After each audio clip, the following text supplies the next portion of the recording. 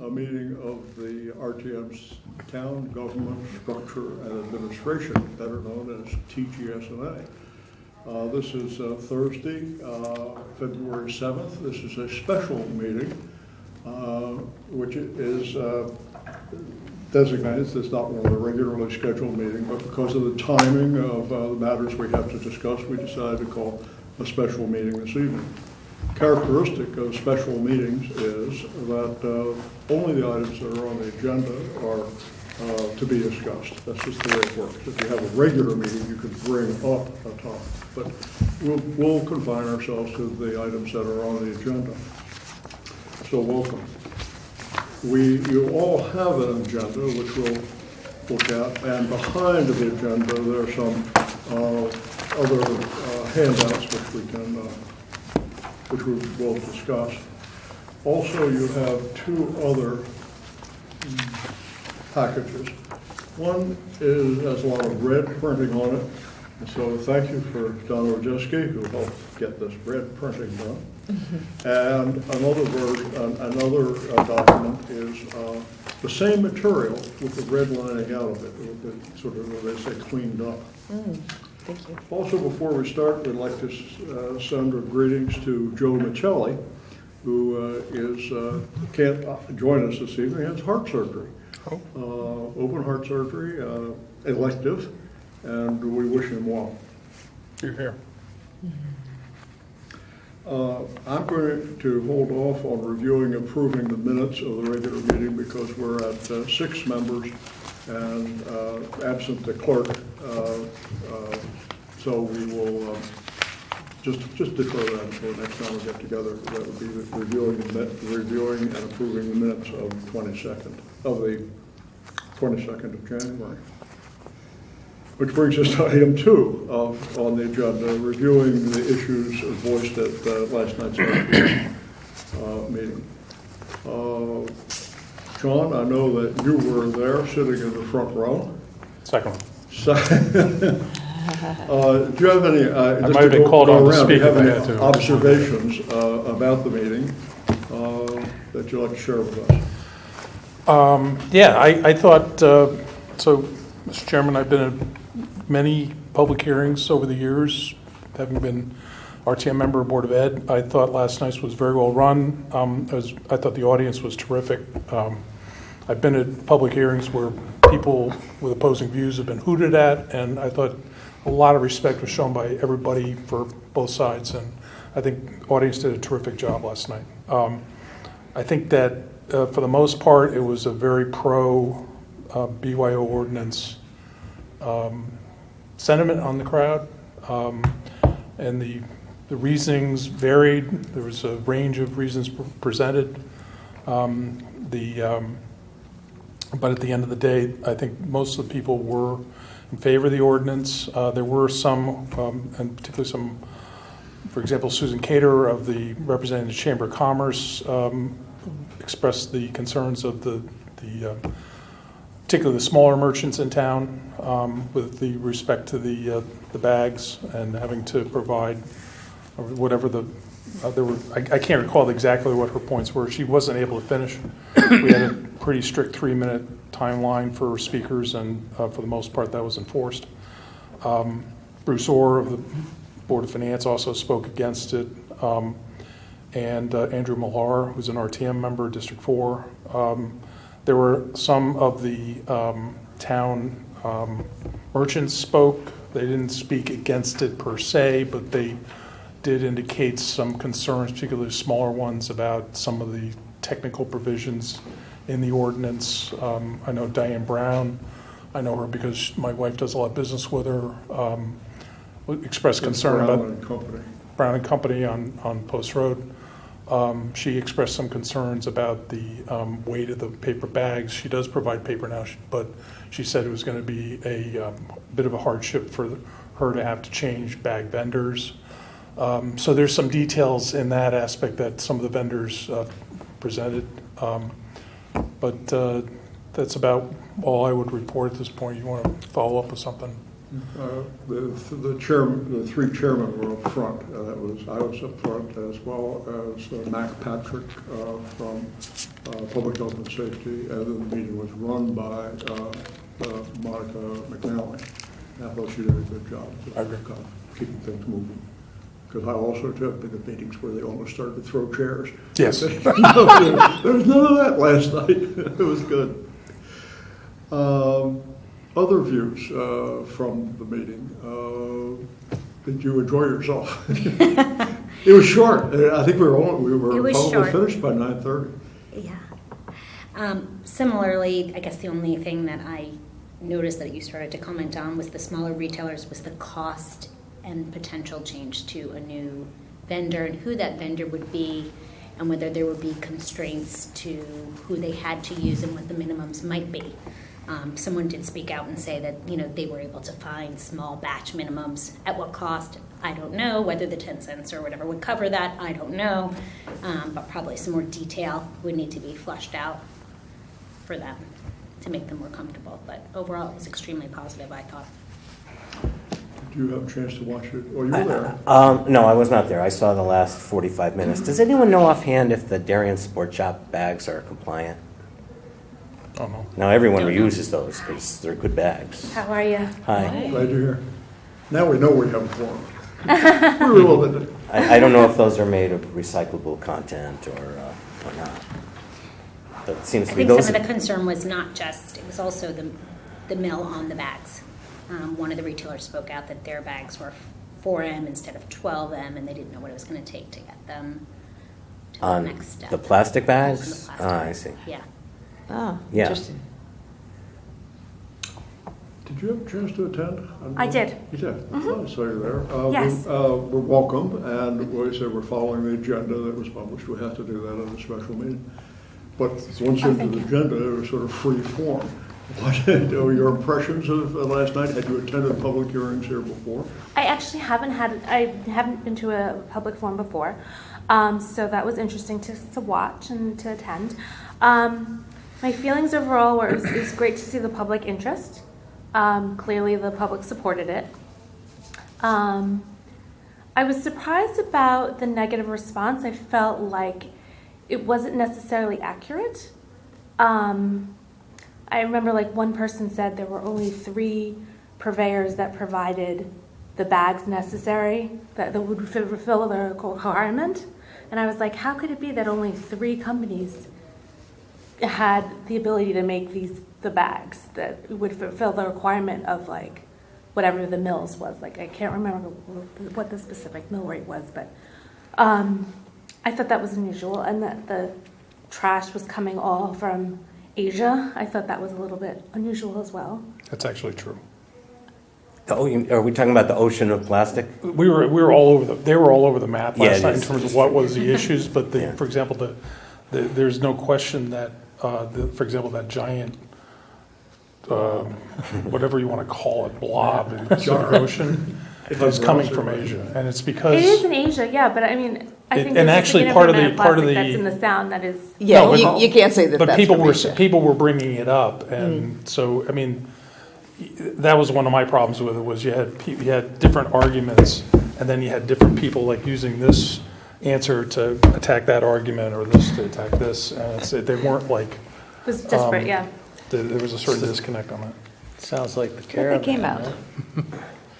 Well, while we're talking about types of bags, Yes. this might be a good segue into the differences between this. Well, we're not going And what was- Can to, I- it would be good, but I can we want to ask stick a- with the meeting a first question? before Okay, we move okay. on. Yeah, can I ask the question on the concern about the mill of bags? So they wanted to have a plastic bag? They had one. It was, but I don't know her name, the owner of the Helen Hansen. Right, Boutique. but it sounds like she was concerned about finding a vendor for a 12 millimeter or more bag, so she still wanted to have a plastic bag, so. It sounded like that.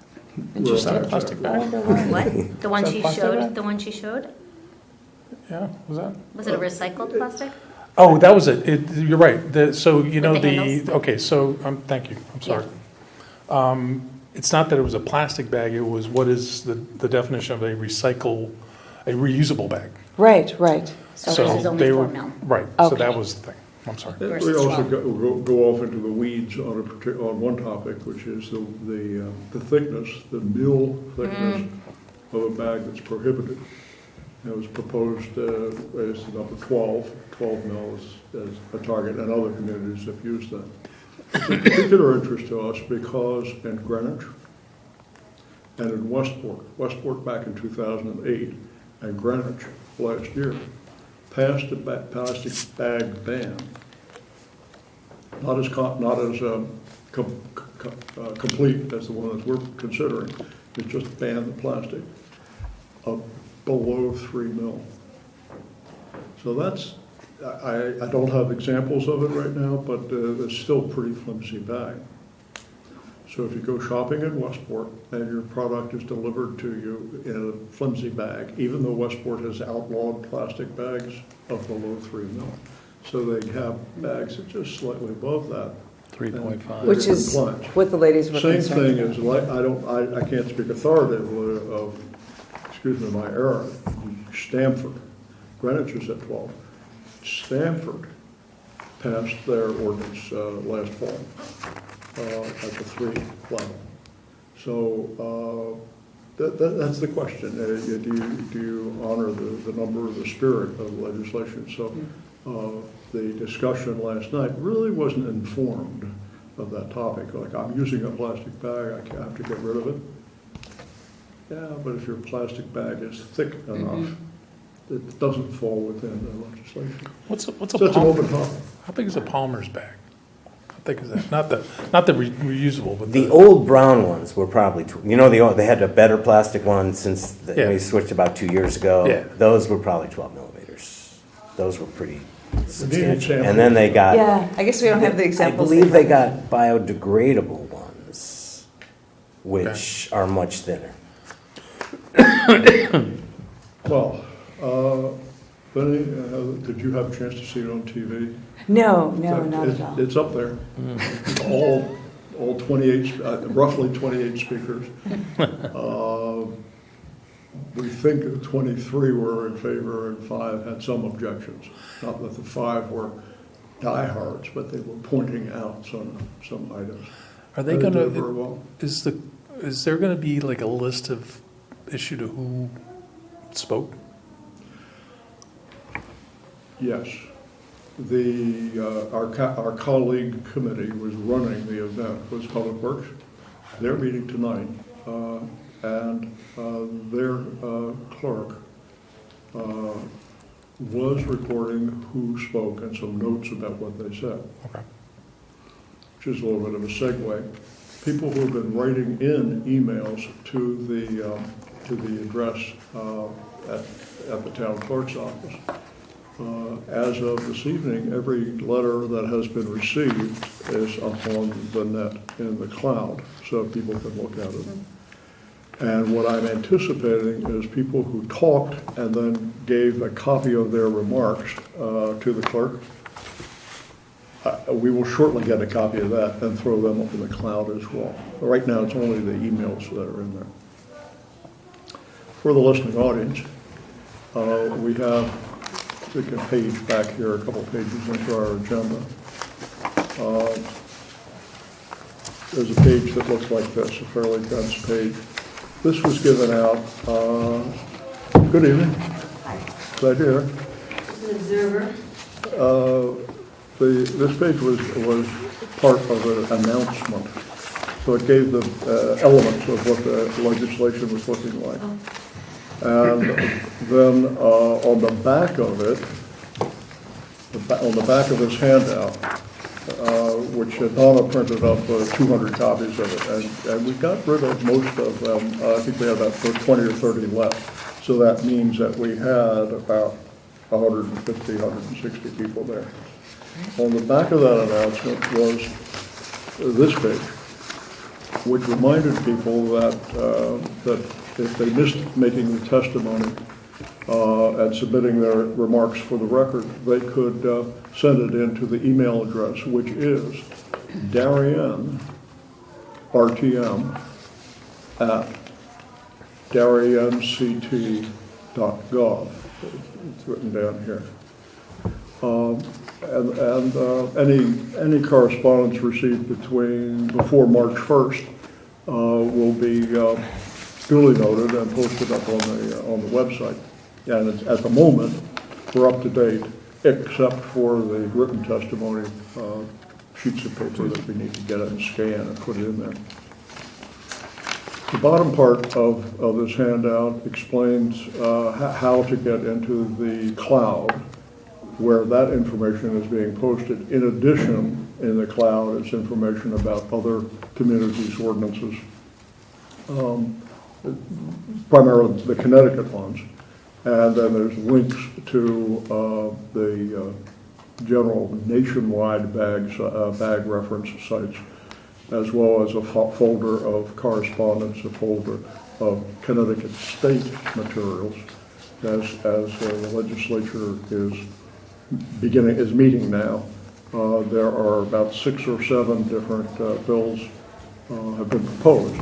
They haven't been acted on by the committee, but by the Environment Committee, nor reached the floor of the Assembly. But we plan to have a general reference point for those. So anyone can go onto the state's website and track bills. They do a very good job of it, showing when the committees, when the public hearings are, and what the adjustments or amendments are as they go through the process. So later on, in a few weeks, the state website will be very useful. Right now, it's sufficient to know the number of the bill and what material is available. Quite often, it's just a few sentences, as the representatives are allowed at this point to put a piece of paper in with a few sentences. You can get a number on it, and then later come back and fill it out. So there's a lot of that going on, and we looked at, and it's about 6 or 7 bills up there. Our representative, Terry Wood, introduced a bill a couple of days ago. I don't have its number, but it will be up on the website. Good evening. Oh, good evening. Glad Is you're it here. all right to sit here and wait till 8 o'clock? So- This is TGS&A, one of the committees of the RTM. Oh, well, I'm waiting to see about my parking ticket. This isn't where I go. We're waiving it. Thank you. Anyway, so this was part of the handout last Sorry. night, and again, we believe that there were about 160, 180 people there. There was a group of high school students that were there, and they waited for their colleague to speak. And as soon as she spoke, then they all, headed off because they had homework to do. But it was nice to see. It was very well done. All right, any other remarks about last night's hearing before we go on? Well, then we might talk about some of the issues addressed in the drafting of the bag ordinance. Among the remarks that we received, starting again with John, were there any specifics that you heard among the testimony that would give us some guidance in the actual drafting of the legislation? You notice the way I asked that question? Yeah, kind of a spin on it. But did you hear any specifics? Yeah, but I didn't write them down, to be honest. I mean, again, it came down to specifics about the thickness of the bags, and that was probably the one issue. I mean, the Helen Aniston bag and Diane Brown's comments, and I forget what the gentleman from the toy box, he had made some comments. He said his paper bags were not recycled, But they were recyclable. recyclable. That's what he noted, yeah. And before we pass an ordinance, let's look at all the options of plastic and the different types of plastics, and it was more a researching comment. Well, I have a question, being relatively new to the process. Our charge is indeed to craft the statute or the ordinance. How is it that we're given the message of what the ordinance is supposed to say? Well, it's an unusual situation because of the advocacy group that had brought it to our attention. And they brought it to the attention of the selectmen. And the selectmen felt that it was a good idea that the RTM have a public forum and discuss it and have the issue dealt with. I represent a town meeting, in our very name, we're a town meeting, but we are the representatives of the town of Connecticut. The Rules Committee of the RTM, back in November or so, said to the selectmen, you don't really have clarity in what is being proposed. The selectmen met a second time on the topic and sent it over to the RTM and says, you've got to deal with this. Okay. There are a couple of issues that we wanted them to clarify, which are still hanging out there, but they said, all right, let the RTM work that out. As far as what we have here as a work product that we're working on, it didn't appear out of blue sky, but we have a template that the environmentalists use in various communities as they lobby and urge the communities to pass the legislation. That template is not necessarily crafted to the town of Darien.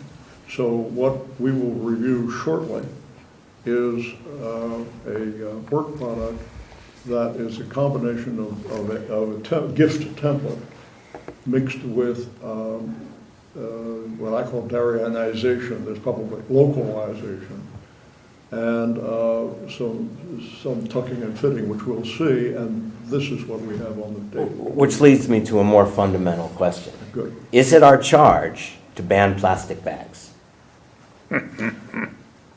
I mean, that's what we're looking at, period. Our charge is to present with our colleague committees, is to present to the RTM an ordinance what they can vote on. Okay. We had this discussion It's really 5-6 excellent. years ago, You want to tell them the 6-year-ago story? and I was on the committee back then, and what we had a discussion about the ordinance. Yeah, we're basically going to give the RTM something to consider, and the charge that we get really comes from the Rules Committee. I would argue the selectmen's charge to the Rules Committee has been fairly broad, other than they don't essentially. And I've got the minutes of the meeting that they sent it over, and it's essentially consider a ban, but we would not support anything that would require the town to spend any money on it. Okay. So, for example, one of the issues that we're going to have to deal with is compliance and who's going to enforce it. And Mrs. Stevenson made clear we're not going to hire somebody to do it. So things like that. But I mean, we're really just. But the question that came before the committee last time was, are we voting? We ended up having 2 votes. One was a vote on, is the wording acceptable? And then the second vote was, do we support the ordinance? Because there's, in other words, and I can be very candid.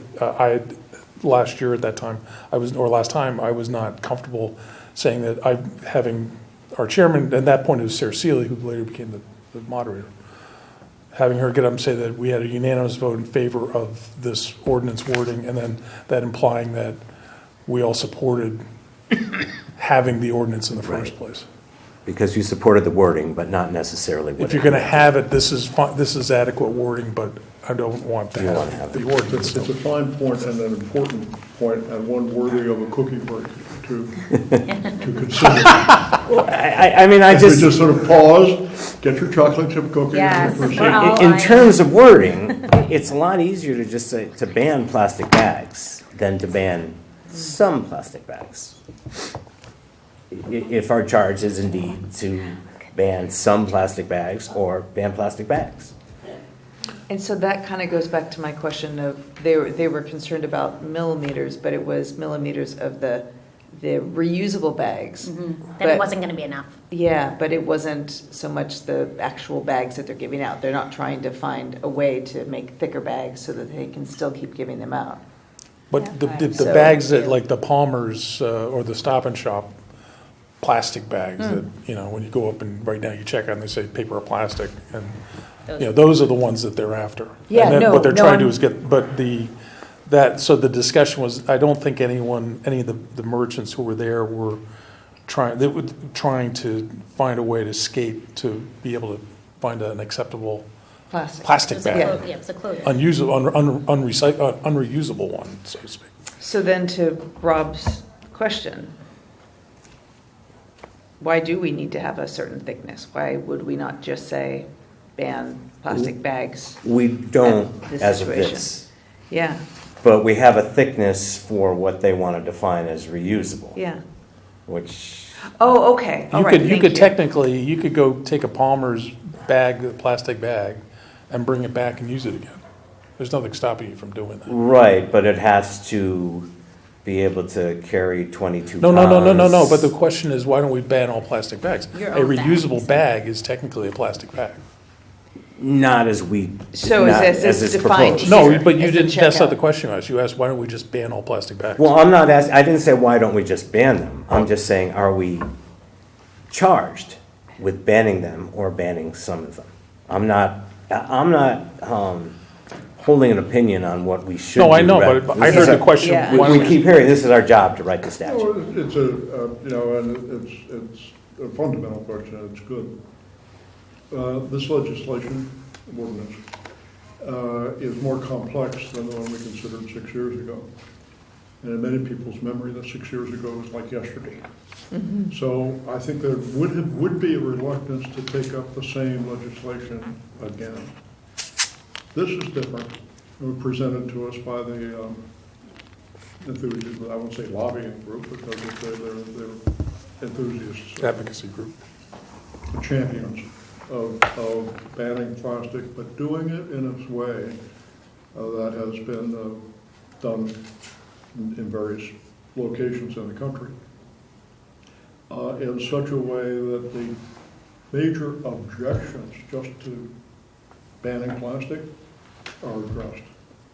Because the environmentalists have discovered fairly quickly during that first round of discussions that if you ban the plastic bag, it's going to drive everybody to paper, and paper has its own problems. So this has this is a new approach.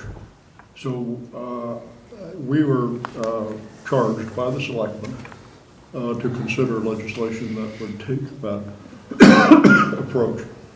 And down in Greenwich, when they met on a similar situation, on the floor of the RTM, the night of the operation, they had a big discussion and cut out the regulation of the paper. And so Greenwich has a bag ordinance, but it is only to ban plastic. And it's working out. It's been. Yeah, can you I have a clarify? piece of paper, I don't know how Okay. long it's been in effect, a couple of months. But, so they are not mandating any particular kind of paper bag, 40% recycled, et cetera, in Greenwich? They are just No, saying, they have a mill, that they banned below a certain level. below 12. Paper? Frankly, I'm a little bit caught short. I believe Okay, I can- it's 12. Because why do I believe that? I have Because some notes. Stanford is the outrider and did 3. So I, We that talking, applies we to talking paper or plastic? Yeah. Yeah, this is, plastic. No, he's talking We're paper. talking mill rates of plastic. He's well, talking paper. my question, you bring up a point is, well, if you ban plastic bags, then you start using a lot of paper. Yeah. And there are environmental costs of that. So my question is, now here, we are still suggesting paper, they can charge for it, it's 10 cents. Did they do that in Greenwich, or did they also? The minutes of the Greenwich meeting show that the legislation came into the RTM with a charge of 23 cents.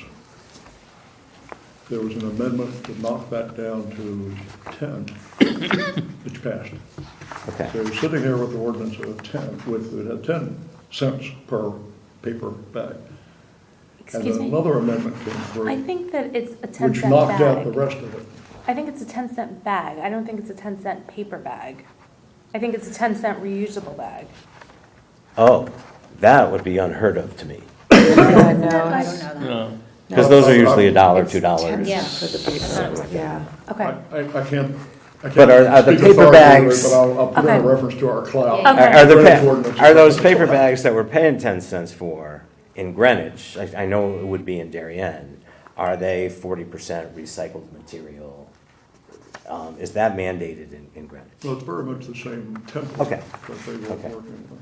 They have some, I know Greenwich is also sunsetted, but I think it They do expires in They do 2013, that. 2023. To my knowledge, Darien has never done that. Darien passes something, it's passed, it sits in a book like that. That is the ordinance, it's right there.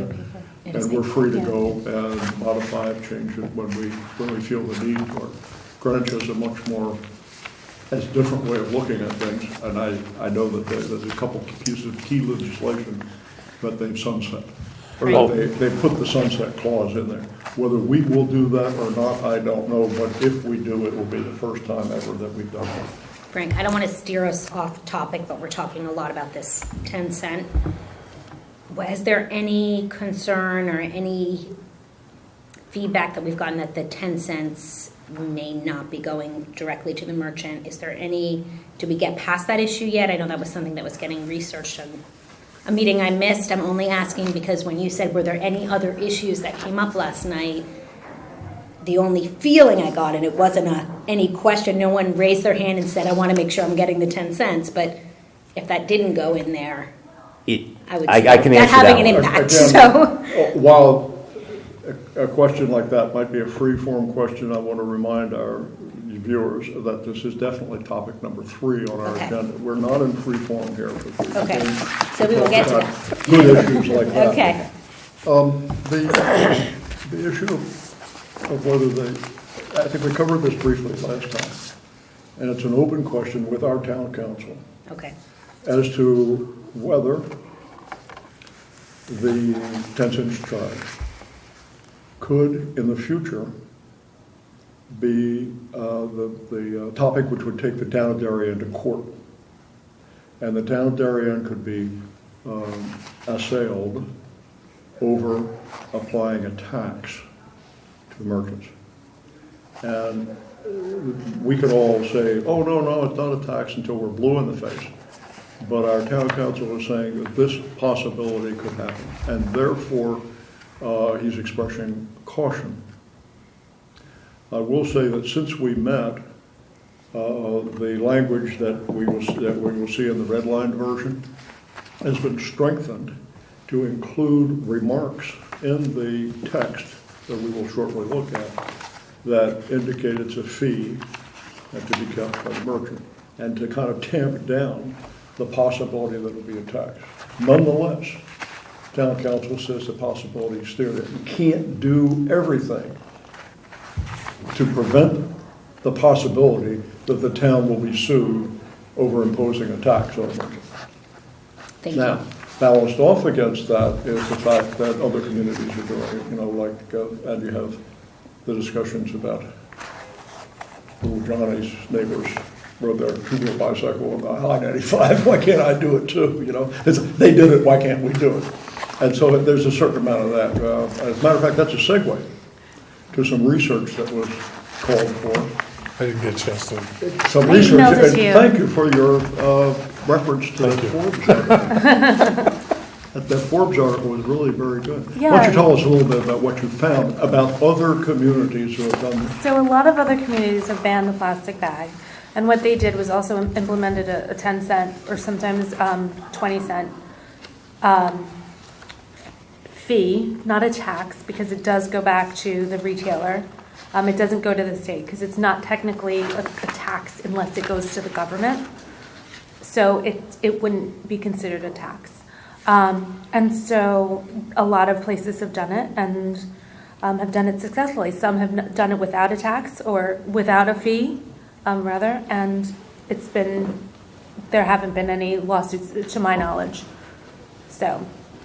Well, I appreciate you doing that. I took that information from Forbes chart. Mm-hmm. Oh, I wish I had the exact numbers here. But there are about 350 communities who have acted on it. Yeah. Now, I put the chart in Excel, sorted it around and started beating it up. And it's about 150 communities have applied the fee in 9 different states. Now, like 22 states have taken some form of legislation. Within the 22, 9 have done the fee. And within that, a lot of them are California. Yeah. 70 some of the number. The state. Are communities all up and down. California. No, but I mean, the Washington state State took it, is you also said. big. They've done the banned plastic and a fee kept by the merchant. No, but the state did it. The state passed, Because the state, that's the Enabling- whole issue. The issue is, if the state says we can do it, this is what we they can do do. it. The state passes enabling legislation, making it legal Okay. for the community to go and do it. That's the whole issue. And that's what we're missing. And several states have passed legislation making it illegal for the towns to do it. I guess where. Not, well, it's surprised, a couple of surprised in You're Michigan, there's perfect. one. Really? Yeah, they're not all in the South. Okay. Pennsylvania passed one, it was vetoed by the governor, so it's kicking around. Interesting. There was a discussion last night, and it did come out that the average cost of the bag is 14 cents, so the merchant would still be out 4 cents a bag, but there's, just put that was one of the facts that came out last night. You got us off on a couple of good topics, which include why are we, let's walk it back a little bit. Why are we doing this? And what have we been charged to do now that we have doing? The selectmen did, the Rules Committee initially sent the issue back to the selectmen for clarification. It didn't work. They sent it back to us again anyway. And so the degree of detail has been left up to the RTM. And so now that's us. And so we are dependent on doing research and mixing our efforts into coming up with a good piece of legislation. Where John and I remember is that 6 years ago, like yesterday, there's an effort by the committee to prepare a proper piece of legislation as opposed to what the members of the committee would vote for or not. So it may be that, as you can see what will happen here, you can have a person of goodwill and of good spirit mixing their effort to make it's a nice, good, sound piece of paper, and then turn around and vote against it. Right. That's what happens. That's- And so as long as we recognize that, as a matter of fact, the minutes from our 2012 meeting, which are up in the cloud, because I wanted to find them because they're a good read. Now, this shows you how, if you do this, you have too much time on your hands. No, it means you're thorough, it means you're thorough, and we appreciate it. And do another load of laundry or something like that. But if you do get around to reading those minutes, and you kind of understand how, it will give you understand how things work, because each of the 3 committees presented a favorable report, yes, we should, it's good pleasure. And then there's a minority opinion from each one of the 3 that says, yeah, we don't think this is good for a lot of reasons. And so as a result, the overall vote that evening, and the RTM was in a grumpy mood that evening because there had been some other issues that they caught off, and nobody was really particularly happy about it, but they voted the thing down by approximately 46 to 36. So it was close, because I think we would do well to recognize that environmental sensibilities are different today than they were 6 years ago. Okay. But the other thing is that anything that goes to the RTM is subject to be amended as Greenwich did. Right. So, for example, they could decide, like, not to get into the details, but would pick the fee. They might say, we take the fee out, or we'll double the fee. Count on a long night, is that what you're? It's possible, yeah, it's possible. Although you never know, It's one thing I learned a long time ago, don't try and predict what the RTM's going to do. A couple of years ago where there was the ordinance that had to be tightened up if it snows, you have to shovel your sidewalk. Right. Yeah, and everybody was in a bad mood after that discussion. So you remember how long it took us to talk about so the moderator could move the meeting in case it snowed? It took like an hour. It's fun. RTM as you all are discovering, it's a very pleasant, cordial group that does business. If I may bring your attention to item 4 on the topic, on the agenda, results of research conducted. I think we may have touched on that, but for the record, let's talk about the first topic was the definition of terms. Heather, why don't you bring us up to date on what you did and what the results of that are? Sure. Well, we split up the U.S. and used this wonderful website that has tons of bag ordinances there, and kind of went through and compared it to what we had and looked for definitions that maybe we would want to incorporate, or something that was defined a little bit more thoroughly than what we had, or was a little bit clearer. Largely, I didn't find much that was materially different. I think there were some things like we have in 2.2, we have both checkout bag. Checkout bag means a carry-out bag, and a lot of the ordinances just use carry-out bag. It kind of feels like, do you really need 2 terms to explain one thing that just seemed like maybe a simplified way of referring to something, again, not like super strong sort of things. Nonprofit was defined in theirs as well, although I'm seeing that nonprofit is now out of the list of businesses, so I'm Up for discussion. looking forward to that discussion. So, but in case that is something we want to keep in, that would be useful. There were quite a few that included compostability of the recyclable bag. But the ladies, when we asked the folks that had brought this to us, they were saying that, and I'm going to paraphrase and keep me honest. Sorry, Juliet, if I misparaphrase you, but that what is compostable is kind of gray. It's not really super clear, and it isn't really necessary on top of already the requirements and the specifications that we've given. So I think those are the biggest things, and again, nothing too major. I'm glad you took do we have a minority report? Well, I look more at specifically what are they trying to ban, around on the eastern half. And it's still somewhat of a nascent process, this idea of banning plastic bags. And you go back, and the early towns were like Westport. They were at 2.25 millimeters. Yeah. As you move forward, it's either they're thicker, which is like 4 millimeters. I didn't have my micrometer handy, but I guess that's what you use to measure these things. And then, Are you kidding? I think I have something like that in mind. As we move along, it'd be great. I still know how to use it. And go to some of the high-class boutiques. Buy something, get out, and then measure the bag. Yes, I'll volunteer. That's great.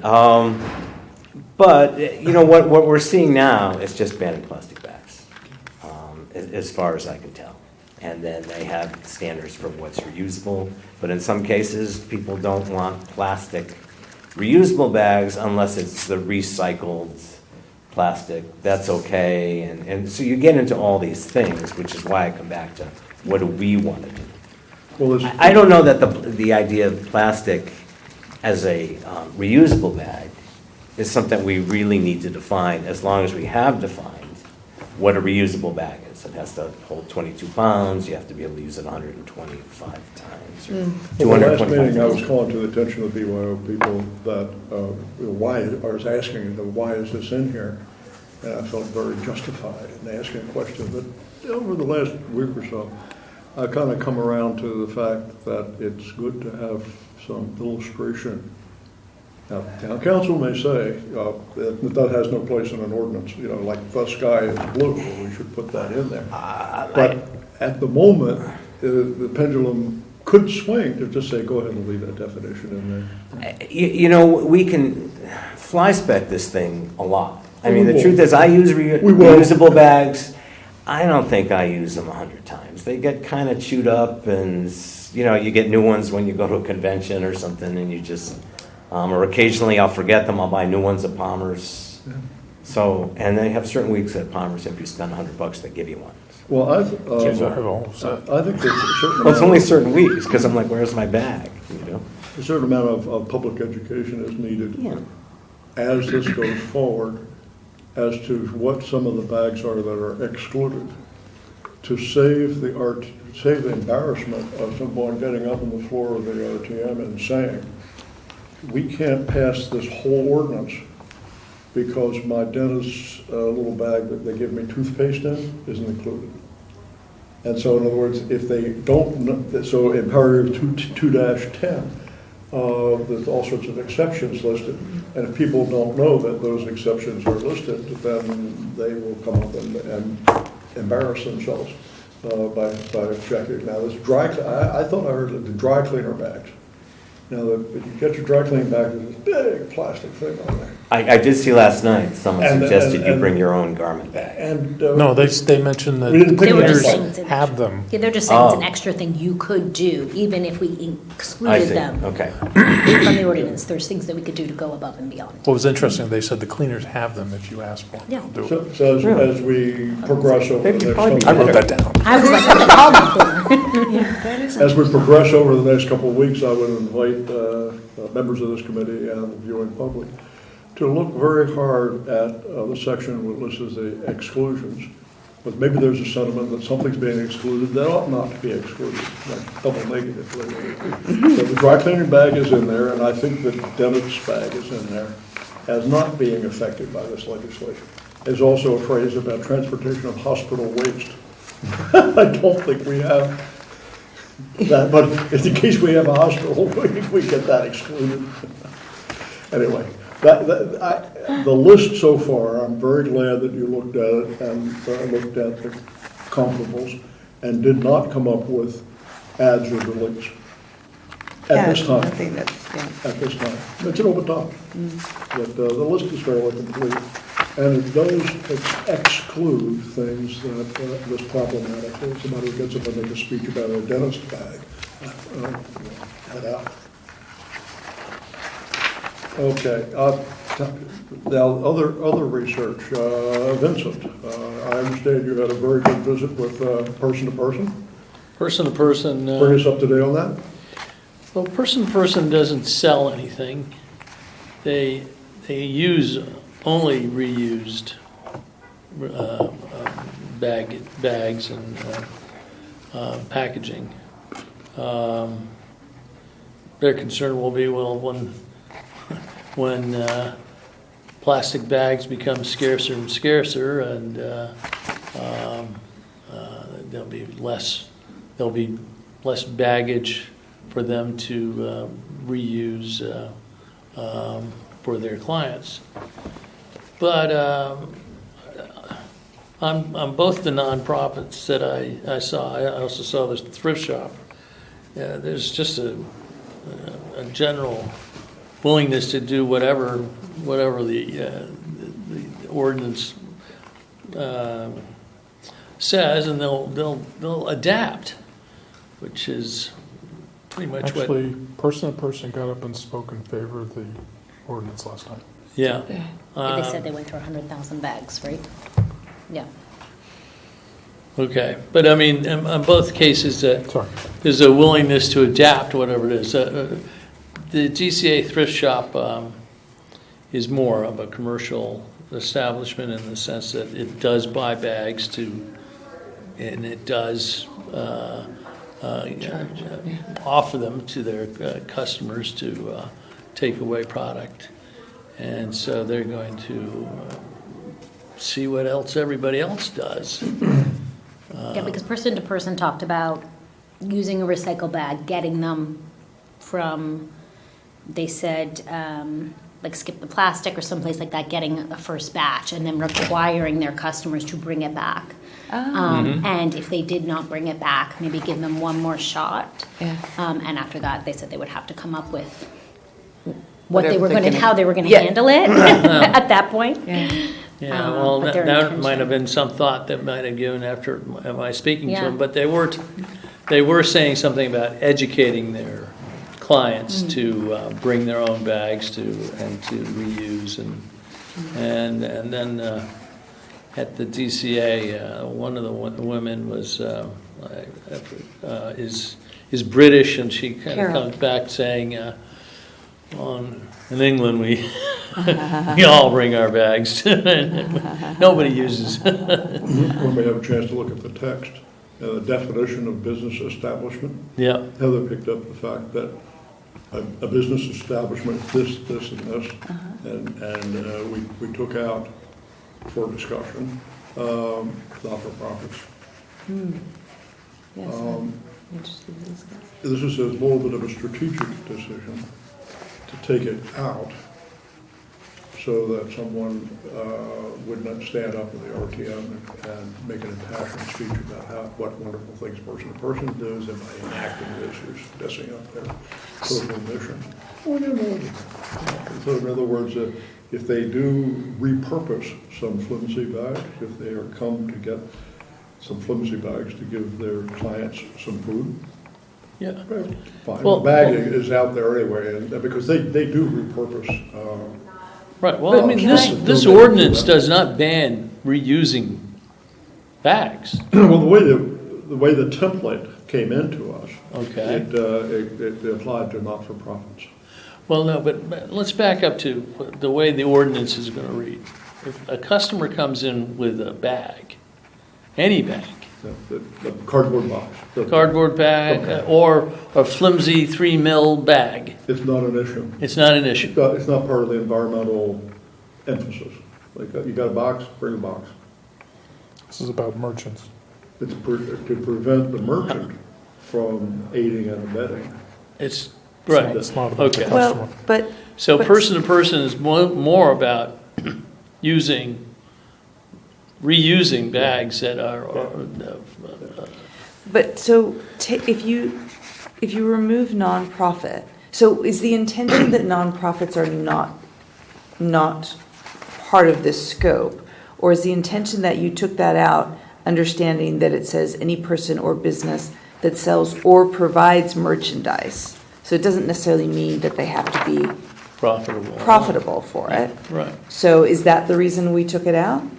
Okay. Well, if you move further in the paragraph, it says this shall not include, but it says sales by nonprofit organizations. If person So- were to sell something, Well, they're not, yeah, They they're don't- not they selling don't. anything, That's one of but those that's why contingent things. I'm not sure that that's accurate, because it's, if you want to exempt person to person, You're not you doing would it. say Well, then are we? items provided by nonprofit. Well, person And to are we person is telling me trying to- not to exempt them. Yes, when they're not concerned about it, and they stand up to say Yeah. that they're not concerned about it, and they support this. well, I- that's the background, and thank you for making this visit. Yeah. So we had research on the actual items, we had research on the communities, we had research on our not-for-profit. So thank you for doing that. Item number 5, consideration of a draft of the proposed bag ordinance in recognition of the issues described above. We have two little packages. One's 9 pages long. I think the other one's only 7. The one with red is what the attorneys will call redlining. You can identify what's been added and what's taken out. And when you then collapse all that, then the document only becomes 7 pages long. So that's what the difference in size is. So you can see, if we just Time out. So who did this? who did the redlining? Yeah, I did. okay. I did it for our use tonight. And our use in general, all our papers are public papers. This is for our use. It's not particularly, exclusive really, but it is, what is likely to be distributed is the consolidated group, so that our colleagues in Public Works and Public Health and Safety will have something to work with. So This is is it, for the red linings for our reference to see what was coming and going. not to jump to 6, but, so the way this is going to work is that we'll do a draft, give it to them. They'll, because I'm kind of curious where do they give input, or do they just Basically, yes. sit there and look at it and vote and say yay or nay? Basically, yes. It's Yes. It's an essay question. The camel is a horse designed by a committee, And so getting the input from the different committees to kind of come together and get into a document will be like threading the needle over the next. All right, so they're gonna read it and kind of go like, maybe you could I don't tweak like this. this part, I yeah. don't like that part. Tinker with it. Yeah, that's okay. I mean, Add this. that's what they're supposed to do. Yeah, no, I just was curious if that was the If process. they rubber stamp the thing, then it's no Then fun. they do it. It's no That's their call. Let's just walk through the reds just quickly. We will have to go back and do something else before we do. The whereases at the beginning,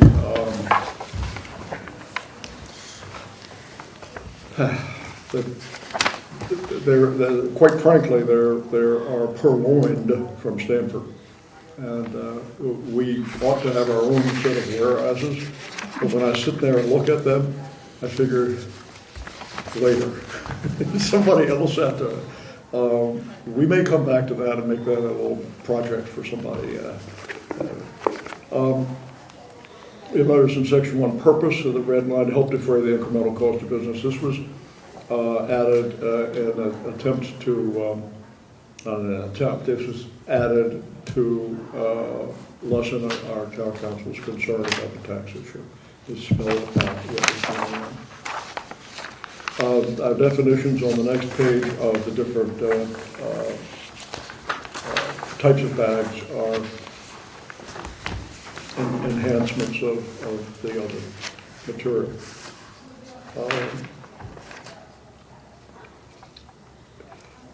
Down in the third page, item number 2.1. Sorry, you're on the It's third hard to page read. already? It's midway down the third page. Yeah. Or are we not going through the second page? Yeah, if you have anything you want to talk about, of course. So do we need to take out nonprofit? Again, to the conversation we were just having. What are we trying to exclude? Who are we trying to exclude? Person to person. But person to person doesn't want to be excluded. They currently have no need for it, but in looking down the road, if they do, I wouldn't want our legislation to block them in some way. Let me understand that again. But How's that? this also Currently, means, based on your interview, Yeah. they have no problem. In fact, CCMR gave testimony last night that Yeah. they're all in favor of banning plastic, Yeah, and they've explained the whole thing. The thought behind taking that out is to goof-proof ourselves in case the situation changes. They begin possibly to sell something. They don't sell anything right now, but that may be in, who knows? And because there's a who knows, and they do no harm. In fact, they really help the community. I wouldn't want us to do anything that would be viewed as to crimping their stock. If they want to hand out a plastic bag, fine. Because the plastic bag has already been manufactured, it's been repurposed by someone who gave them the bag, they should be allowed to give the bag out and be done. But That's why, Heather, I'm suggesting that we take it out. but We currently, don't get involved. as it's not a major written, thing. then the Darien thrift shop is also exempt. Yes, that's same. And to Vince's point, they purchase plastic bags. a thrift shop does. Yes. So is that what you're saying, is that it's okay for them to continue purchasing plastic bags? Because I don't think that's great. I think that we are in enough of a difficult situation for merchants in town. There's no use to soaking a sharp stick at the not-for-profit charitable organizations as well. I guess I'm just, if they're telling us it's not an issue and they'll adapt, then I don't see why we are choosing that we need to do something different for them. Yeah, because I mean, I sense from the DCA that, look, we're not in favor of selling plastic bags. We do it at the moment because that's the alternative we have. But if they want to be mixed in with everybody else. Because there's this pressure, this incredible pressure you're putting on me. Put it back in. Well, no, but what if we deal with this one thing at a time? I know we don't want to, we don't want to fly spec this now, but if our main concern is person to person, in the last sentence, which was added, this sales by nonprofit, why don't we call it distribution of goods without charge by nonprofits? And then person to person is covered, right? But Now, if we want to talk about the DCA, we could probably, we can leave the Can I make a nonprofit thing in there. suggestion? I think you ought to write an ordinance that achieves what you want to achieve, and don't try and cover one entity, because frankly, the person-to-person, could disappear in 5 years. That's true. Or a new nonprofit could emerge somewhere else. And, I think crafting something for person-to-person is a very short-term thinking. I think you should come up with an ordinance that makes sense, and then let if you think that you need to have broader terms to enable nonprofits to operate, and person can choose to say, we're going to abide without it. I don't see the point in making, crafting something for something that's, for an entity like that. It'd be one thing if we're doing it for the schools or something, which is, if we don't have schools, we're probably not going to be here. But if it's something like that, I just kind of question why we would not simply do what we think is the appropriate, either yes or no, and just let it roll. Here we go. Now, you also had, thank you, we had a suggestion for another change of phrase in here. When you were saying it, I thought it was good. And if you would mark it on my copy there, I think we can, I can see what it is you were doing. And Okay. Sorry, but I would prefer to just leave nonprofits back in and not try to do anything different. I've got that to deal with. Okay. And you had something else down there. Well, I just said items provided free of charge by nonprofit. I'll just write that. And So again, we're adjusting this specifically for certain nonprofits in town. I just don't. We're putting not-for-profits back in. Yeah, Where it had been taken out. but then down at the bottom, you're saying accept these. well, I'm saying what I would say is if you're not charging money, you're not collecting a fee, and we're not banning bags for those purposes. And I don't even, we can say by any entity. Well, that's what it said. So, without the last Well, it says the new word red sales. section. Well, a business establishment or a nonprofit entity Yeah, business or That nonprofit. sells or entity. provides That sells or merchandise. provides, yeah, Well, if you're a food bank, you provide merchandise, but you don't sell it. correct. So That's the I'm or. thinking that if you don't sell it, you can't charge a fee, and therefore But- you don't fall within the purview of the ordinance. But this is talking about, okay, so go with me here. Isn't this talking about, this is a business establishment, so they're talking about if you give a plastic, or you cannot give a plastic bag, is basically what we're saying. If you're selling the stuff that's going into that plastic Or bag. providing. Well, that's providing is a word I have a problem with, and that's what I'm saying. You want to fly spec this and go through it word by word, because providing is right. You're absolutely right. But Then it's- again, back to, we spoke to them and they said it's fine. I just don't understand why we're working on an issue that's non-issue. So that's, am I the only one that's feeling like this? I see what you're saying, but I also I see see what both sides. Frank and John are saying in that, these things are forever. And the DCA does sell, right? So it's. They do they're sell. separate. Yeah. But if they're saying, you know what, everything's free at the DCA today, they can use some plastic bags. And sometimes you end up a year later kind of looking, what did that say? And it's Yeah. which is why I can see his side. It's kind of like, what do they mean? I'm not taking a side. No, I'm not Simply either. saying- I don't, we're just trying to write this It's not our up, job, but we're it's trying to for figure out what it is that we want to Okay, do. one of you two blink, so we can move. I'll blink. There'll be a few, there'll be I other don't things have that that we can strong a talk feeling about. about it. Give this one to Heather. I blink. All you have. Because it's not, it's fine. All good. So Without this. take this out and we'll put And put not-for-profit nonprofit. Just leave it, yeah. Well, I mean, what if The you, first what if paragraph. you, here, I'll get wild. There you go. What if Go you- for it. What if you Out of the were, box. you established a club and you paid a fee for a club and you said your daily fee is $100. You can come in and then we'll provide you with something. Here's a paper bag. You know, I mean, in other words, you're providing, it's not a sale, You can't figure out every scenario. You're right. You can't. it's too far-fetched up for this. Well- I'm just saying. You just described Costco, didn't you? Well, you still gotta pay Costco extra. And then you can't get a parking spot anyway. It will be interesting to see if the other two committees, Yeah, Tri- it'll be interesting to triple see where it if goes. they don't, But if the they other don't, thing it's, yeah. it's fine, but if they do, then we'll have a good discussion, well, the discussion will continue a little bit. I'd wonder if we couldn't help the conversation in terms of the merchants and perhaps the nonprofits, if we were like, here's some suppliers and this is the cost of bags that fit this requirement. Just, because I appreciate, at the same time, I appreciate the goodwill, but, Our job is to write the statute. okay, going on, moving on, That's our job. We're moving not. on.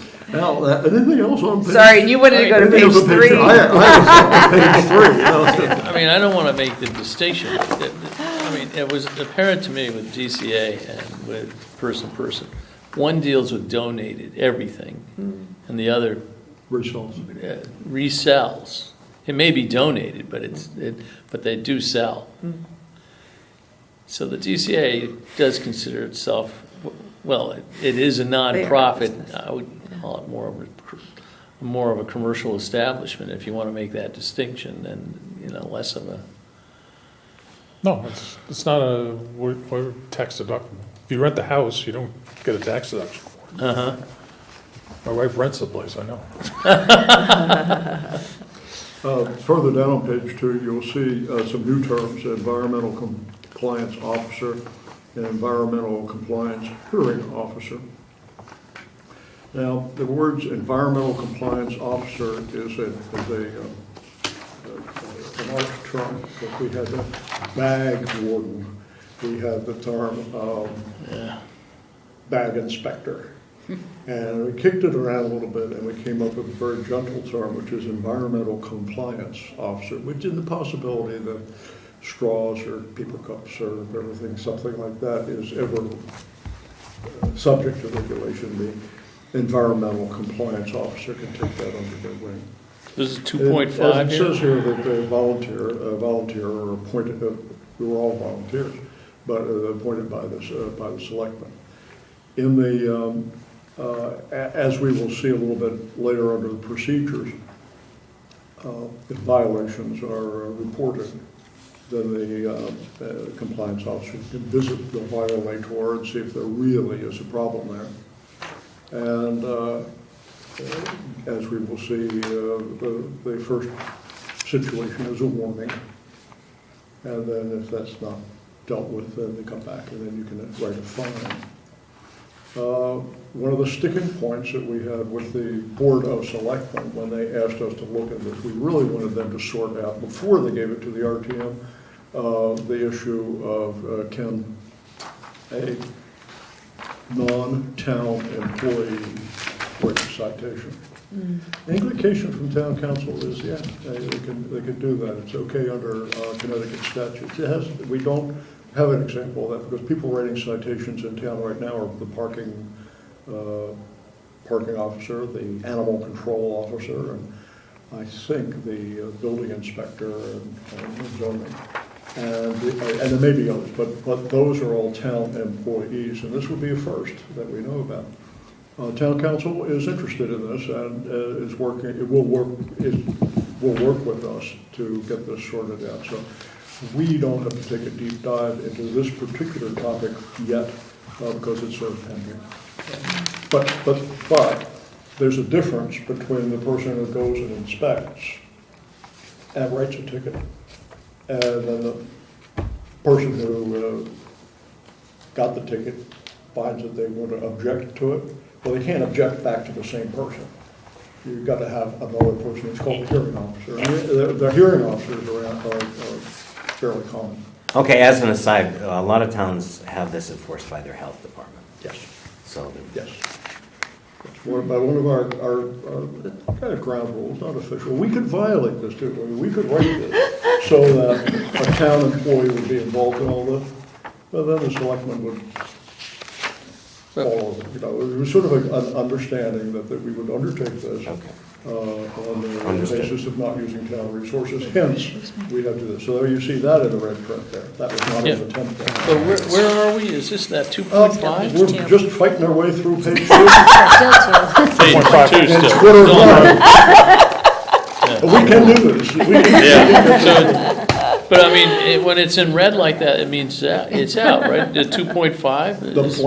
The black print that came from the template that Yeah. we started with. The red is information that has been added to this thing. Additions or okay. deletions. It's that red that has a line through it. Red, Not with, something red with that the was line removed. through it is out, red with the line underneath it is. There's a lot of red, there's a lot of red. Yeah, a lot of red, okay, yeah. Yeah, I see red through it. So we will hear about this environmental compliance officer and hearing officer in a few moments, as we now get to page 3. By the way, just so you know, I just pulled up the state statute that that you referenced, and it says, the chief executive officer of any such municipality shall appoint one or more citation hearing officers other than, that's hearing officer other than police officers or employees or persons who issue citations to conduct the hearings authorized by this section. Normally thought of as a police power. It is a police power to write a citation. But to have the power to write citations by non-town employees is No, actually, that's the hearing that officer. we will work out. That's the hearing officer on 2.6. They're two new people. One is the inspector, if you will. And then if the person who receives the ticket needs to complain to somebody, well, then the selectmen appoint a hearing officer. They do that on blight. And they, I was going to ask you on the blight on ordinance. taxes, when your assessment goes up and you want to object to it, come down in a little room here somewhere around here, and the hearing officer hears you. That's a civilian. Like the woman with the parking ticket. Yeah. I don't know what that. Well, she was 8 o'clock at a hearing o'clock of in some the evening. sort. Yeah. 8 o'clock in the You evening. know, or she went home because John absolved her. Now, down in the middle of page 3, you have got topic 2.12.2. You see a funny thing, which is 4 stars in AAA and 4 stars. Hold on, I'm sorry, Frank. At the top of page 3. 2.12.2. Yeah, we'll take a cookie break. Well, maybe, I'm on page 4. Okay, never mind. My main question is on page 4. Okay. So The first time we see this little stars business is we went through the document and took anything that is like a quantitative that needs to be discussed outside of the structure of the ordinance and left it blank.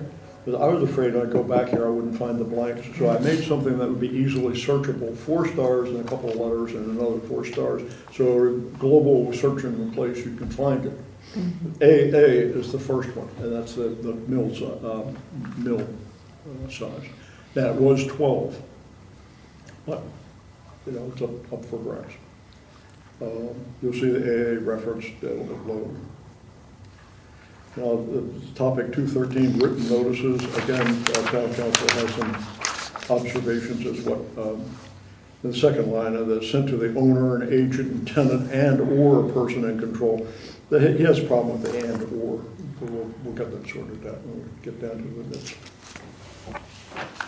You looked uneasy. well, I'm About- still are you uneasy an back and/or here. man? I mean, I don't know how specific we're getting tonight, but Yeah, a this little bit, this yeah. brings me back to what a reusable checkout bag is. Because a reusable checkout bag can be plastic if it's 12 millimeters thick. And in truth, there are reusable bags that are woven plastic, that are quite strong and may not have that kind of thickness. I think they do. I just think if it's reusable and you can use it for 125 uses and it carries 22 pounds, it's a reusable bag. And if it's a plastic checkout bag, it's a plastic checkout bag, and we all know what that looks like. Well, I am hardly one to cite precedent in an argument, because it's like your mother saying. What's important? It's like your mother saying, just because, just because. But I will say that this language is found quite frequently. And why it's 125 carries, I don't know. Well, Rob, let me ask you a But that's question. part of Well, the- I'm okay with 125 carats. Well, it is an example of the different I just- specificity. Rob, let me ask you a question. Can you wash a plastic bag? You can wash anything. Okay. Because I mean, maybe I'm stupid. They don't tell you anything about what it has to be made of until it says, or if it's made from plastic, has a minimum thickness. So, yeah, I mean, it's kind of like, all right, maybe I'm stupid. So, essentially, if it, I hear what you're saying. In other words, if it does all these things, It's reusable. I'm sure there'll be a hit squad from BYO coming to my house tonight. But Yeah, me too. because there is something, as I recall from our last meeting, there was something they were saying about escaping. They're trying to keep this from getting. In other words, there's a certain direction they want this to go, and maybe that the minimum thickness got there. Yeah, I was on their case last meeting, to why this paragraph was in here if it wasn't, and then I kind of come around, as I've just indicated, but as far as I know, there's only one reference to reusable checkout bag in section 4.2. So in that, the phrase reusable checkout bag is used in the ordinance elsewhere than it needs to be defined, and that's where we get into this elaborate definition. In that, it's sort of a coin of the realm, or whatever. It's a custom to have that. I didn't get hung up on it because it's a definition it's a description. It's a description that may be useful. Okay, good. And it may, who knows? May our colleagues may put up a fuss about it, and we'll deal with them. What else? I get down here to the charge. Section 5. By the way, we saw the words reusable checkout bag used in 4.2. And I'll do a search to see if that phrase comes up elsewhere in the document. But that would be the justification for me. All right, the charge paragraph is sort of the meat and the potatoes of the controversial issue of whether the merchant can charge for the sale of and keep the proceeds. And whether it's enough. Yeah. Yeah. And so you can see that the paragraph, because of the red lines, has been enhanced. The first paragraph, that is new, and it's not highlight charged, but it was very well phrased to address some of our town council's concerns. So I like that, but as he has reminded me, he's not entirely off of his position that the town may get sued. So he will probably say that at the RTM meeting. Say that essentially this legislation goes forward and is up for a vote by the RTM, someone will say, well, what does the town council think about this? And he'll come over to the podium and he'll make a very nice speech which says, he's going to say that he has some concern. But among us and for the viewing audience, his concern has been narrowed, but it's still there. We're his client. He advises us about whether you always take advice or not. It's another matter. As you know, all your clients always take your advice. Okay. At the final part of the environmental charge will be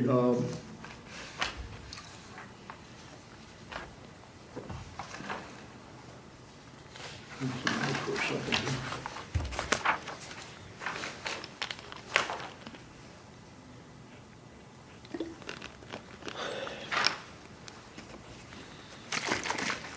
Oh, okay. The charge of the stars and the BBB, so much cents for each recycled bag. Now, we know that the stars, BBB there in section 5A, that was, you can see it was 10 cents. But for purposes of discussion over the next couple of weeks, we'll leave, as some of these other things, leave them blank. It doesn't change the structure of what we're doing. It could be 12 cents, it could be 9. So for purposes of moving the discussion, we left, that's a BBB. And then C and D are at the end. There is in the template, it says, it was the charge would be increased by 5 cents every 3 years. It's a controversial topic. I have a real problem with that. So you may see, I know that people who are on other committees also have a problem with that paragraph. Because Well, I'm okay with the increase, just not, I am not here to defend this. in perpetuity is just a very Oh my bad gosh, way to it write could be it. the national debt eventually. It could be, yes. No. And I haven't, I will say, I haven't seen that phrase in other legislation. It's a nice idea, but the idea may not go, may not. I think it's a good idea for the foreseeable future. I mean, you know, you give them a nickel in 3 years and maybe another nickel, but you just can't reuse it forever. May we agree to take it under advisement? Yes. Violations, here in the violations section is the procedure to be followed by the environment compliance officer.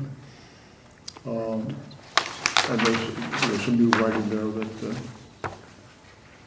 issues a notice, issues a notice of infraction, which is a citation.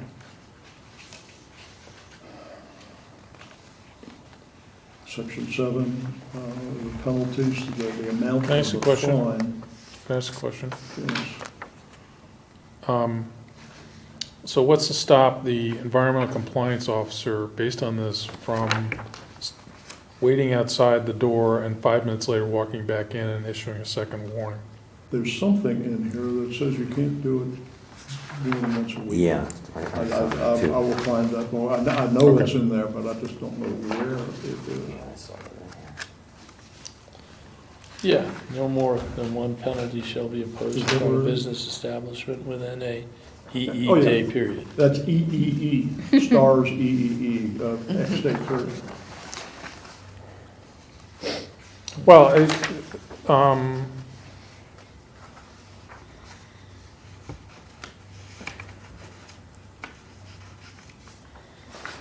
no, my concern was that there's no cure period. That's what- There's no cure period. In other words, it's kind of like, I mean, I think with the blight ordinance, we say, hey, clean this Stop up, doing that, yeah. stop doing this, and if you don't do it in 30 days, we're gonna throw something else at you. The value that would be slipped in under the EE. Yeah, but that's a You see penalty. that? You have it under. Right, but that's It could be 30 days. penalty, It though. could be 30 days. No, but you don't get my point is you could get a penalty within 5 minutes. You can't pay more than one penalty every month, but you could get, so look, I'm crazy. John. If the- I want if you the to be compliance officer completely just- satisfied with that before we move on. Determines that an additional violation has occurred after the written warning has been issued for the initial violation, citation, infraction imposing the penalty against business establishment. We're talking about the timeline for them to remedy Yes. and remove the bags and get another option. Yeah.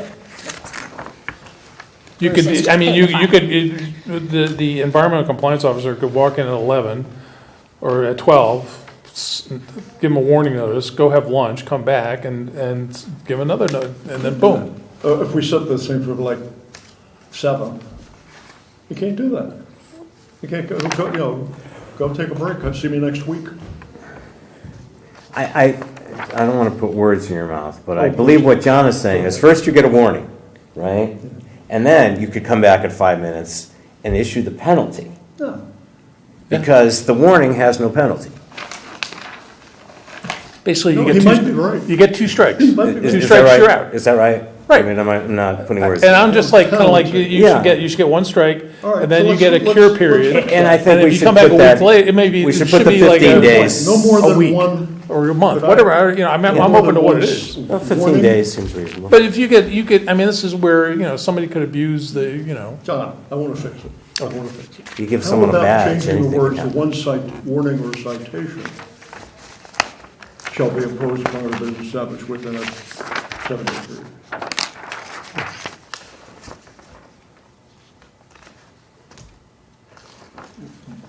The sentence that has the E's, the stars and the E's. or no, you could say, if the environmental compliance officer determines an additional violation of this ordinance has occurred,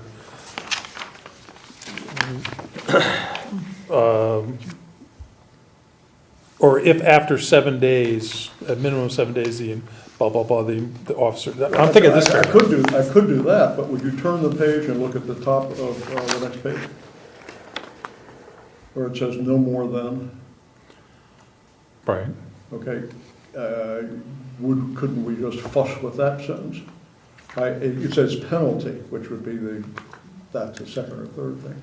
But if it says the warning or citation, Well, then I would say no penalty But- shall be but- imposed but within that's a your 7-day period of the initial warning, and no penalty, no more than one penalty shall be imposed. yeah, go fix it. And we'll see what he says. Yeah, no, I Well, think pin it this is down. clear.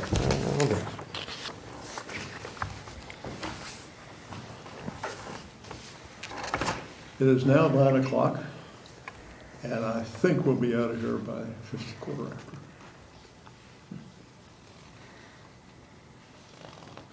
Please. Oh, no. Sorry. I wake up Only at 5, plastic I'm bags. good. You look happy about that? I'm sorry. Get a little chocolate in you. That's not gonna help. Get a little chocolate in you. Tomorrow, we have a wine and Valentine's Day event. we're Oh, going boy. to. How's the weather? I'll wait till tomorrow. Yeah, I know it's supposed to rain, but we'll be inside. Sorry. Where's your event? Total Wine. Not meaning to plug, but it's so fun. They're like $5 or something. You have wine tastings. They're great. $5 for a wine tasting on a Friday night. Sign me up.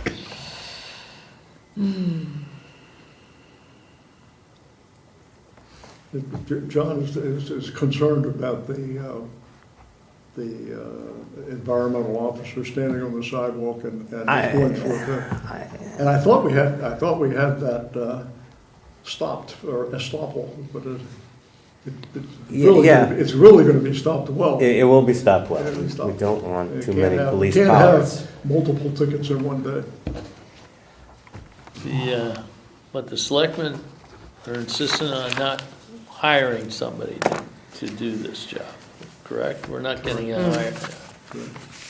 I don't think it's a full-time job. No, I don't think it's an hour a week. especially with the way that. So what John makes him happy? It's the purpose What's of this. that? Some minutes. To keep Mr. Bolton happy. What he's done is said, no penalty shall be imposed within days of the first warning notice being issued. Reasonable. And no more than one penalty shall be imposed upon a business establishment within certain number of days, same amount of days. Yeah, I'm less Is that- concerned is with that how what many we got? times We they got get, this phrase. how many times they get penalized than I am, they should get a cure period. We've got this phrase as a lead-in to Yes. this phrase. Yes. Let's go with it.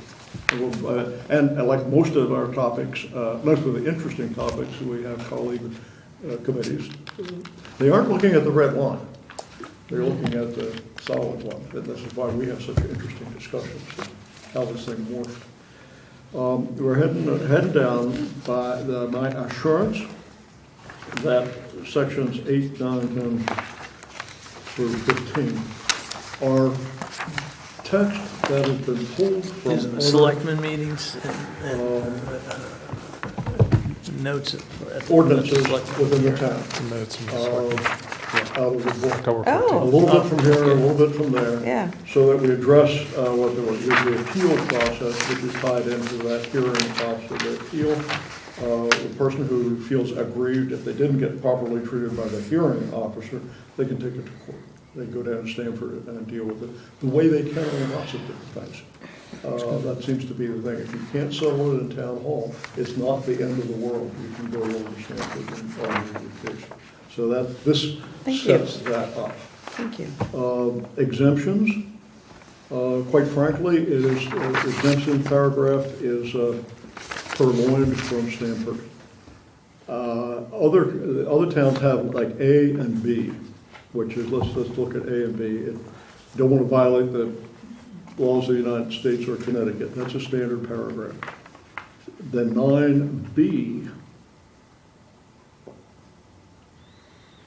is the SNAP program and Yeah. other feed assistance program, feeding, which we may or may not be involved in the future.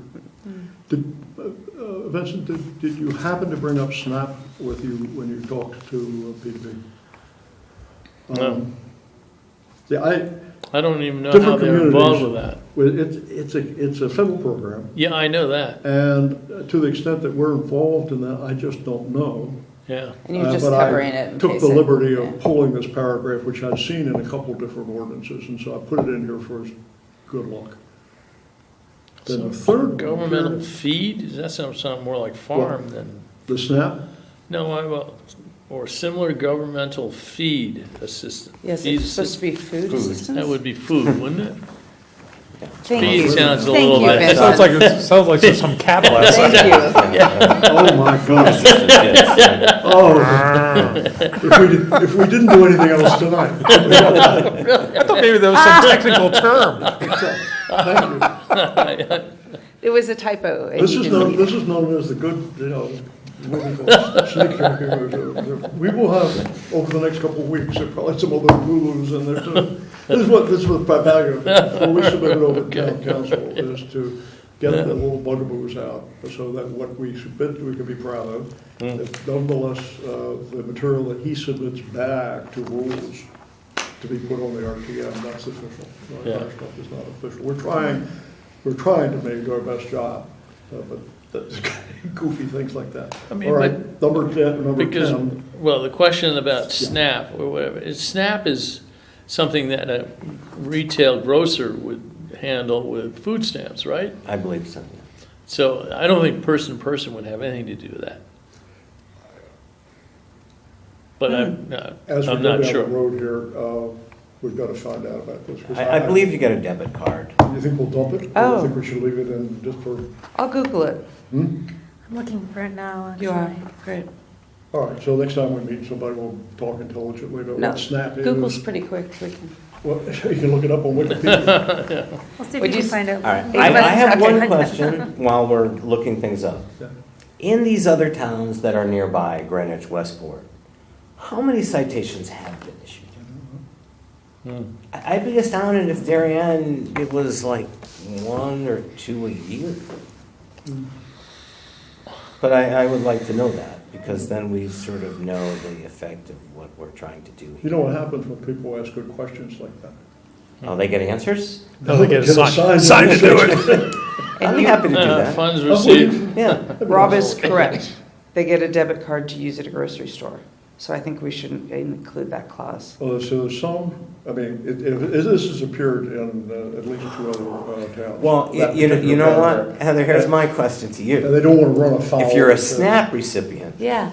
and you go and you purchase your items with your debit card, At a grocery store in At Stop Darien, and they Shop. wouldn't have a plastic bag they anyway. probably wouldn't, but could they use one? If they brought it, yes. No, but could they give you one? No, because the retailer themselves is not allowed to But do they it. can't, but you can't get it in a you paper give bag them- because they can't charge you because it won't go through on your SNAP card. Right. Then you may need a waiver for the environmental charge. From the federal government? No. In other words, the merchant can waive the environmental is, We haven't Or given is- them the authority to do that. They're not allowed to do or it. not allowed to, no, they're told to. They're not gonna waive it. Well, if we right, don't I tell mean, them I to. don't want to, that would make this even more Understood. complex. And I don't think it's going to be an issue. I'm getting a little punchy here. Because we're going to get this thing, we're going to get it done here. Yes. Paragraph C here has, is, what do they call it, art form?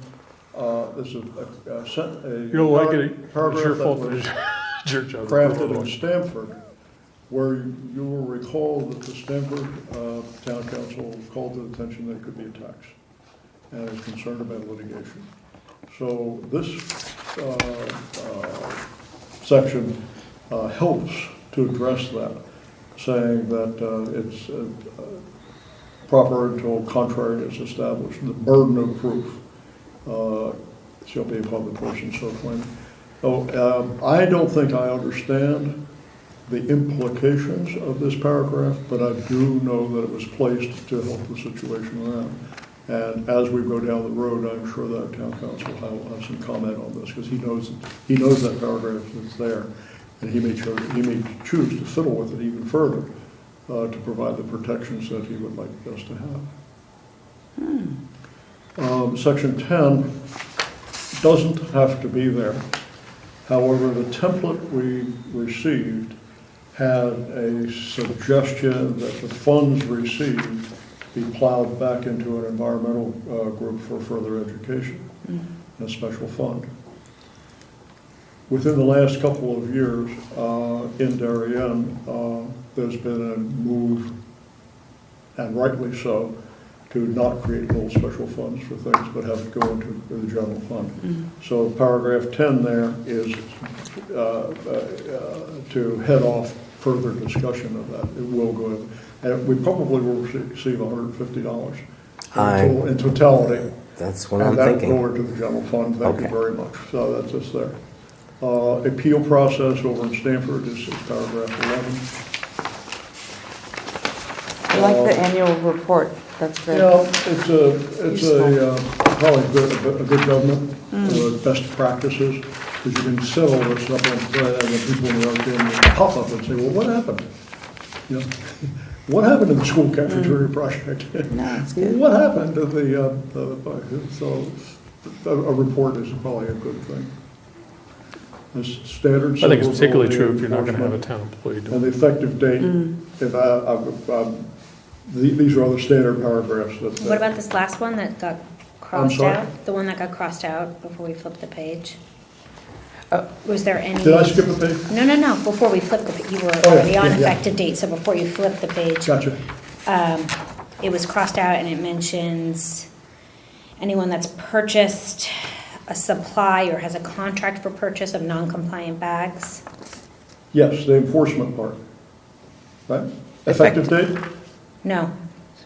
The effective date paragraph. Yes. But the section about No, we're not non-compliant skipping bags. that. We're not skipping that. Okay.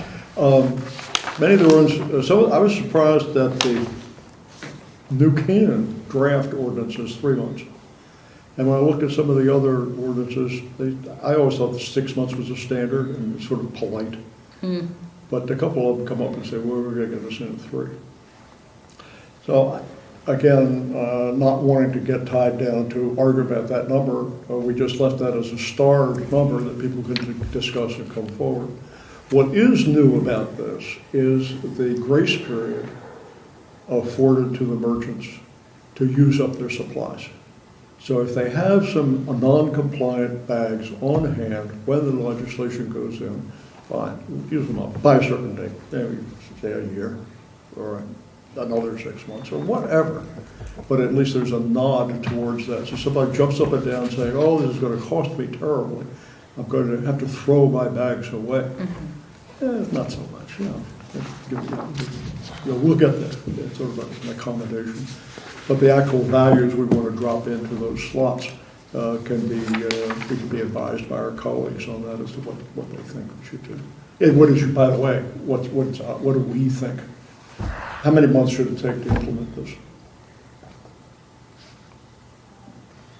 Don't all answer at once.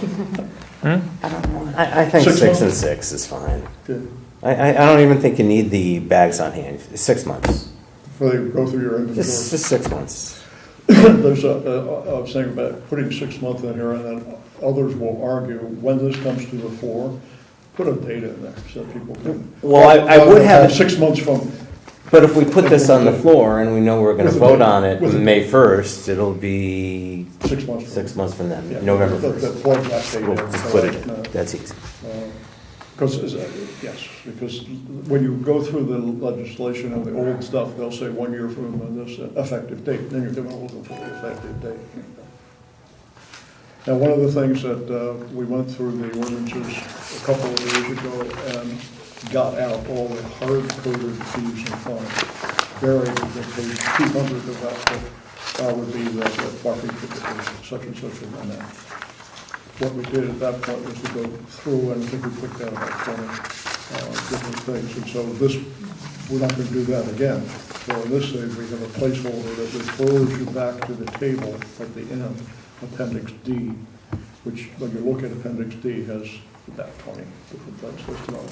And the amendment, whether you do that night, would be to put this into the Book of Ordinances, and oh, by the way, amend Section D, so it will count as mileage. And you will again notice that the $2 amounts, which were $150 and $250, we leave them blank, but let the good times roll, to let people advise us as to what those numbers are. Does anybody have an opinion about what those numbers ought to be? Given the fact that we're probably going to issue one citation. I don't even know how much a parking ticket is in town. I've never got one. You're blessed. You've really been I really don't. charmed I life. don't park in no parking places. How much is a parking ticket in town? $15? 15? Unless you don't pay it. Okay.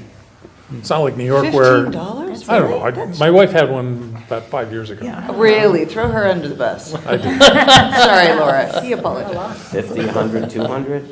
50 first offense? Oh, I would start 100. 100? Okay. You gotta make it so that smack them in the face. Okay. If you're gonna have it, smack them in Okay. the face. All right. 100, 200, 500? You like that? Well, let's think in terms $50,000. of, let's think in Punchy guy. terms of what's the cost benefit to them of breaking it. If you make it, it's kind of like, if you make it so that it's $5, then they're gonna be like, well, who cares, Every 7 days. party on. If you make it punitive, then it's kind of unfair. I mean, you gotta make it so that it's not worth their while to mess around with. I That's all. suspect if they're cavalier about the law, the bring your own bag group will be outside picketing that store every day. Yeah. Stop. Power to him. Not gonna go there. Big signs. Yeah. You guys are terrific. You've got it hung in there for the page-by-page stuff. We're left with item number 6, which brings up the discussion of what do we do next. Timeline for next steps in the development of your bag ordinance. I have one question about that, Frank. Is it possible or feasible that this gets done is in front of the RTM before the summer? It's February. Yes. Okay. I had always said that we'd like to have this on the floor of the RTM in March. I'm kind of looking at the schedule. I don't think that can happen. So if not March, then when? Well, it depends on how fast things go along and some other external factors, which I will address in a moment. Our regular meetings are set up for 1 week after a rules committee meeting. So like a rules, is that something to do, then we get together. Rules meets 2 weeks before an RTM meeting. So our meetings are right in the middle. Rules meets on Monday night. Coming. So that would be, I don't know how to schedule it, but our regularly scheduled meeting would be like a week and a day after that, Tuesday night, the 19th. something. We meet on the 19th. It remains to be seen at this point, but we have work to do, and we also have to listen to our colleagues. It remains to be seen as to whether we should have that meeting, or just cancel it and schedule a special meeting when we need to. I'm leaning towards canceling that, but I'd like to hear what Public Works did tonight. I'd also like to hear what Public Health and Safety does on Monday night, and then advise us as to whether we're going to meet on that Tuesday or not. The other issue you got is that school vacation week. Say again. School vacation week. I have to take that. And I can tell you right We now, need to I take will that not in- be available the We 19th. need to take that into consideration. I got a I business think dinner in New I Jersey think that that is night. school vacation week. It is school vacation. So it's another good argument for canceling it. I'm not canceling right now, I'll Right. wait. But then in the next, to give us adequate time to say, what comes with the sweet with the bitter, does argue that we would call a special meeting sometime when we have material to work on or things to discuss and sort out. The other thing is that the public hearing is technically open until March 1st. The public comments, yes, yes, the public comments are certainly accepted. So the general sequence of events without dates is that the model legislation is tuned up based on peer review. It should go to a Rules Committee meeting, which is next Rules Committee is March 4th.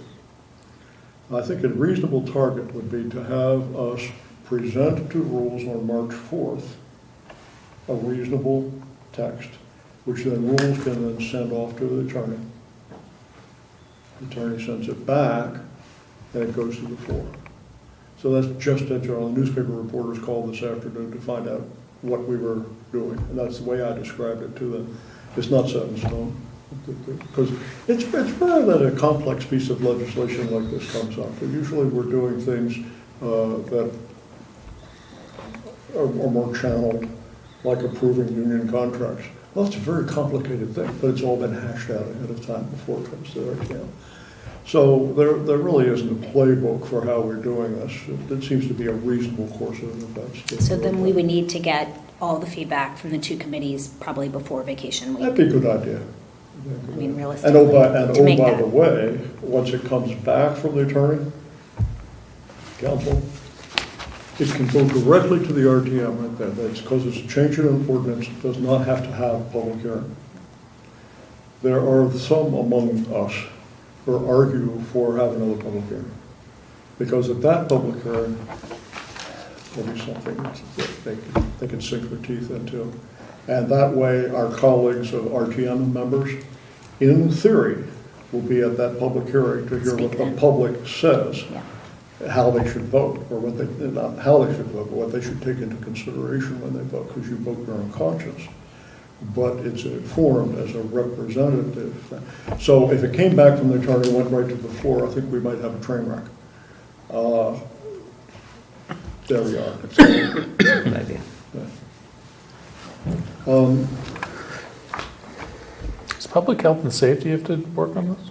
Say again? Is public health and safety? Public Health is on Monday night. Rules Committee Monday night, but there's no Oh, they have a Monday night meeting because it's There's not no on the, bl- it's not on the calendar, that's why. there's no cross bleed between the rules is rules and the other safety stuff. I'd like to stop in on Public Health and Safety just to say hello. Okay. So all these meetings are public meetings. We had a visitor here. In the future we would have visitors dropping in to see it. We might have. I think a joint meeting would be good. It's kind of like herding cats. It's got to be done. Now, there was also, the item is adjournment. Once we adjourn, we are subject to the Freedom of Information acts and suggestions, so we can't really discuss things except in a meeting. So after we adjourn, everybody heads home. Although we shouldn't Sure. adjourn. So no more emails? A motion to adjourn? A motion. Have your last. Can we discuss that? Second. Would everybody vote by rising? Thank you.